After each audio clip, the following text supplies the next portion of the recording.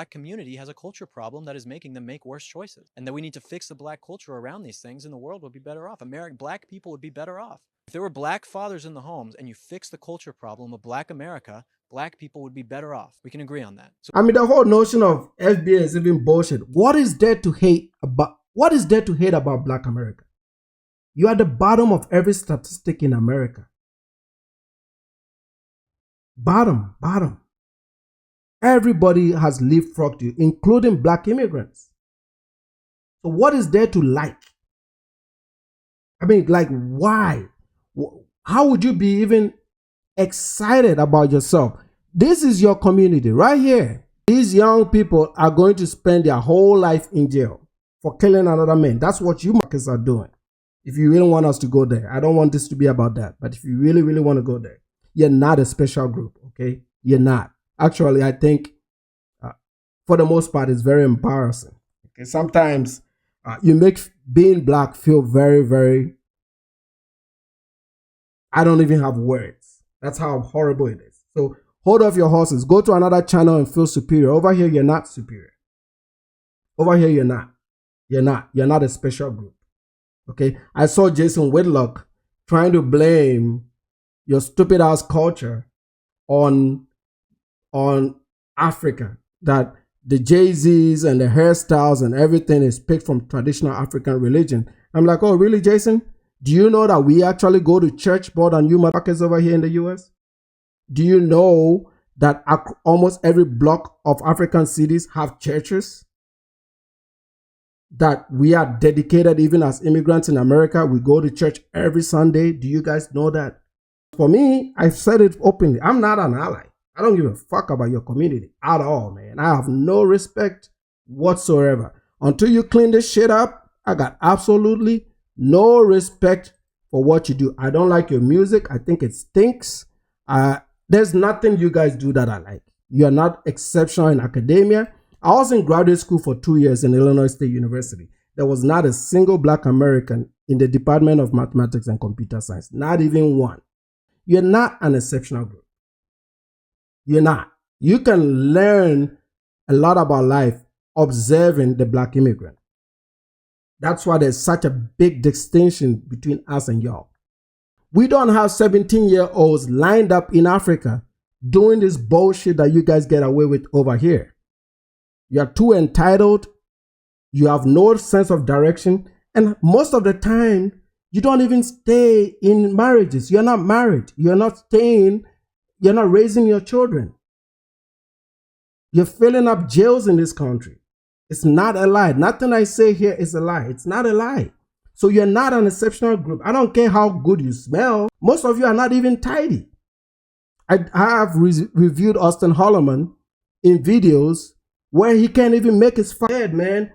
See, the best correction is to round up a whole bunch of you, send your asses to Africa to boarding schools, to instill some discipline in y'all and bring your asses back.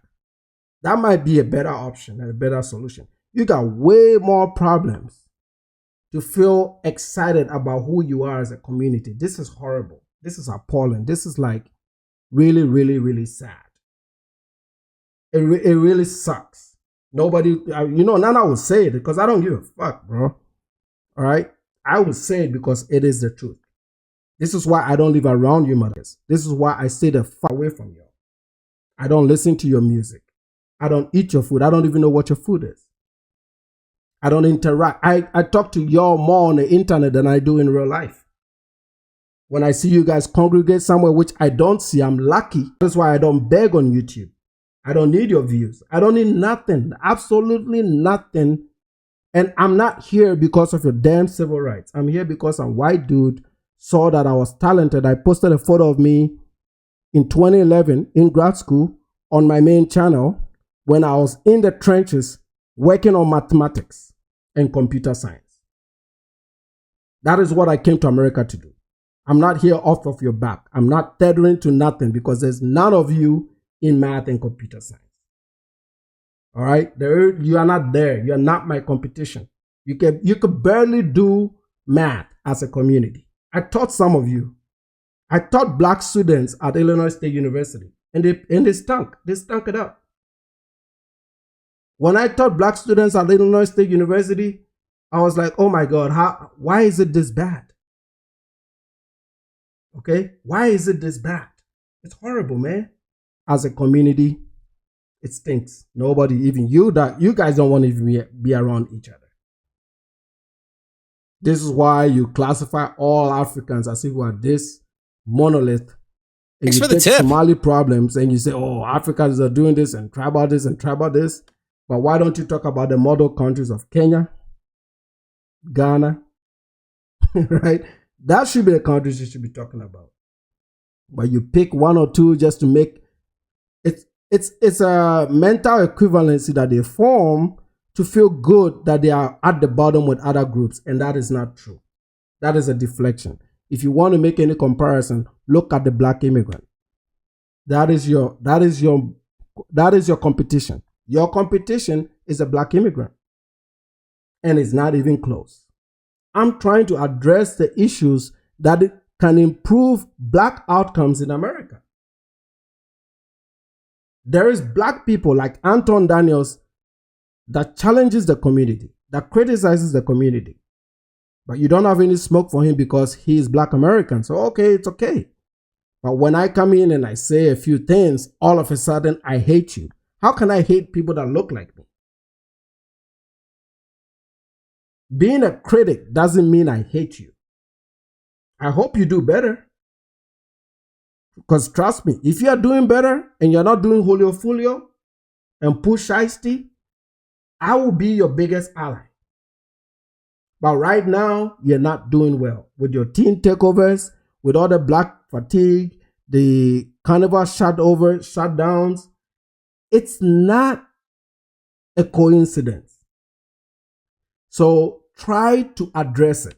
And if you don't want to address it, that's on you, man. That's on you. If you don't want to address it, we will amplify your L's. And don't come here and cry about it because you're doing it. I didn't do this. This guy, Isaiah Chance, that you're seeing on my screen, I didn't do Isaiah Chance.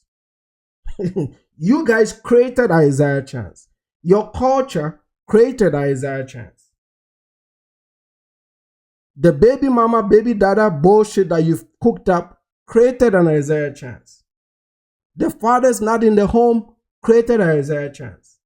The men filling up jails, not at home enough to raise their children, created an Isaiah Chance. Why is that another problem? You Marcus created that. And you should be ashamed of yourself. That in 2026, in the greatest country in the world, you cannot figure out a way to build relationships, build families, raise children right, and be productive citizens of one of the greatest countries in the world, given all the opportunities that you've been given. This kid is barely 21 years old. He's been alive just as much as I've lived in the United States of America. And you mean to tell me this is based on systemic issues? No, it's not. It's based on a stinky culture that you motherfuckers have created. And you have to deal with it. And if you don't want to deal with it, when they make these L's, we will amplify the L's. Okay? We will amplify the L's because you don't want to say or do anything about it. And we'll even speak more on it the moment you try to create an equivalency between this bullshit and African culture. There is no equivalency. This is nonsense behavior. This is too much. Everybody is trying to stay away from this bullshit. And I applaud the reasonable black men and women in this country that don't side with this type of mentality because it's not everybody. But that doesn't excuse the fact that there's some of you that come in these comment sections and you support shit like this. Even when we speak up on it, you support it. The only reason that you're pushing back is because it's coming from an African. Austin Holloman is in Africa. And he's creating problems for Africans, destroying your image. So if Africans become Black American fatigued, it's because of people like Austin Holloman. So, shout out to you there, Kobe. I missed your super chat there. You know, if we become Black fatigue, it's because of people like Austin Holloman. It ain't worth it, boy. Like, it ain't worth it. Like, me being a rapper from my city and Fulio being a rapper from our city, it ain't worth it. Like, my mouth getting dry, sorry. Like, the dissing, the beefing, the shooting, like, for what? Like, for what? Like, when you sitting in your cell alone, cold, it's lonely as hell in that bed. Everybody leave you. Like, nobody here for you. Like, the ones that's your ride or die, your girlfriends, whoever you love, the only person there for you is your mother. And maybe like one friend, maybe. Talk it. It ain't worth it though, bro. It ain't worth it.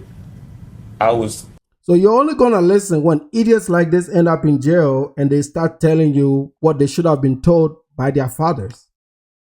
That's when you start saying or seeing the light. When Nana comes in and says, I've been saying this shit for a year now, but I've lived in this country for nearly 20 years. It's gotten worse. It's not improved. So maybe all these big mouths that are on the internet in comment sections talking the big game, get back in that community and fix this shit. Because there is no equivalency in Africa with this bullshit. It doesn't exist. We raise good children in Africa. And here as black immigrants, for the most part, the only time we raise horrible children is when they mix up with your motherfuckers. That is the only time. The only time I've seen a black immigrant caught up in some criminal shit is when they are in your community. This is why I tell immigrant groups to level up their money game so they can live in communities like mine, where if you see a black person, you know he's also leveled up. Play within your class. It's not about race. It's about class. Play within your class. Get your money up, work hard, and work on your marriages and your relationships while you're in it. Don't wait for it to fall off before you start going crazy and hating women. Marriage is a process. You have to constantly work on it. Constantly work on it for the betterment of yourself, your spouse, and your children. There is no luck in this game. And this community hasn't been taught how this shit works. They did right in the 50s and in the 60s. I've seen the photos of it. But this is a culture that was created in the 70s and it's gotten worse. But you have no smoke for shit like this. You don't want to correct it. You don't want to improve it. And then when we talk about this, oh, he hates black Americans. Why will I hate you, man? You're already down bad. There is nothing to hate. What good is it going to do for me to hate shit like this? Why will I hate Isaiah Chance? I wish I can mentor him. Hey, put this to test, okay? Give me 5 black children anywhere in the US and let me mentor them. And let's see what the outcomes are going to be.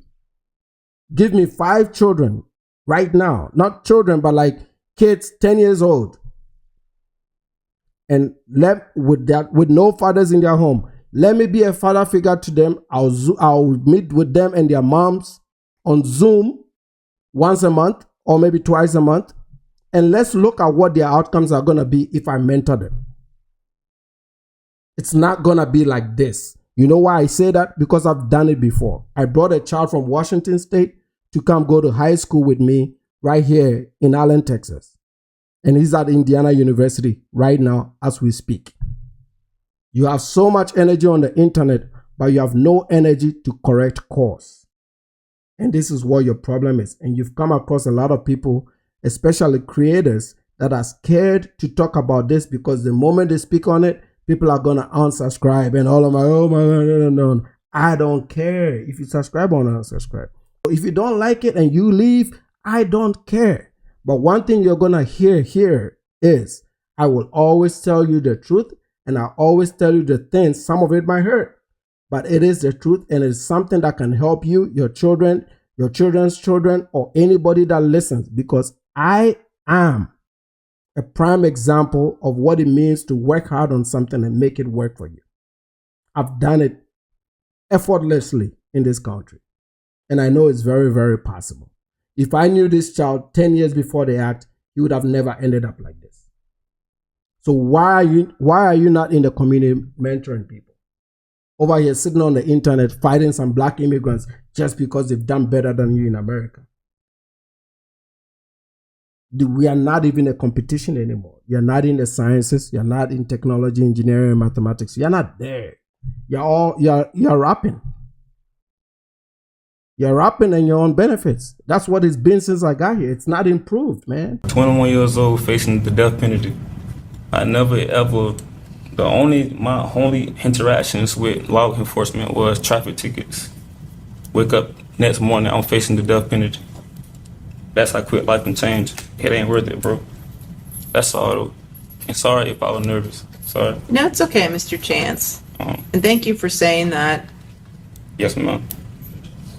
So now he basically saying the same thing that I've been telling y'all all this time. And hopefully maybe you hear it from the person that's not even sentenced yet. He's telling you what we've been saying all this time. It's not worth it. It's not worth it. It's not worth it.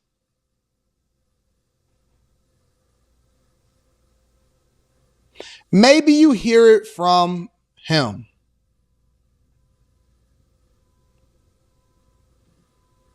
It's not worth it. You know, and Tariq Nasheed is over there complaining about Ghana celebrating Juneteenth. Chicago was shooting up people on Juneteenth. That's how black people celebrated Juneteenth in America. They were shooting themselves up. 12 people shot in Chicago at the Juneteenth celebration. But then he's got the energy to talk about black Americans that are living in Ghana celebrating their Juneteenth. We don't give a fuck about your Juneteenth. They are in Ghana celebrating it as immigrants in Ghana. And we gave them a platform and support for them to celebrate their holiday. And they still have a problem with it. These FBA people are mentally retarded, man. They are the biggest idiots that I've ever come across my whole life. This is why you have outcomes like this.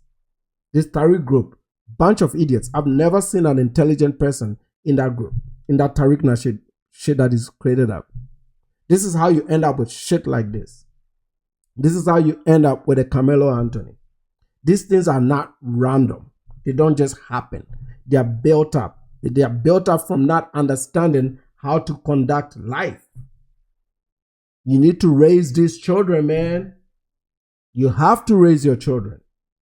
You don't just have babies and move around and have other babies and move around and have other babies and move around and hope that something better happens, and all of a sudden 10 years later, the community becomes such a vibrant community and everybody does well. No, it doesn't work like that. You have to put in work individually. Every one of us, black people, have to put in the work to get the right outcomes. If you want to chance this, you're going to end up like this. And you'll be a statistic and you're going to funk it up. And other groups are going to move to America and pass you. And the only thing that you have left is to scream boycott. I'm going to boycott this. I'm going to boycott this. Have you noticed the only community that boycotts is black people? The only community that boycotts anything is black people. Nobody does. I've never heard Asians say we're going to boycott black businesses. The only people that boycott are black people. Because you think distraction first.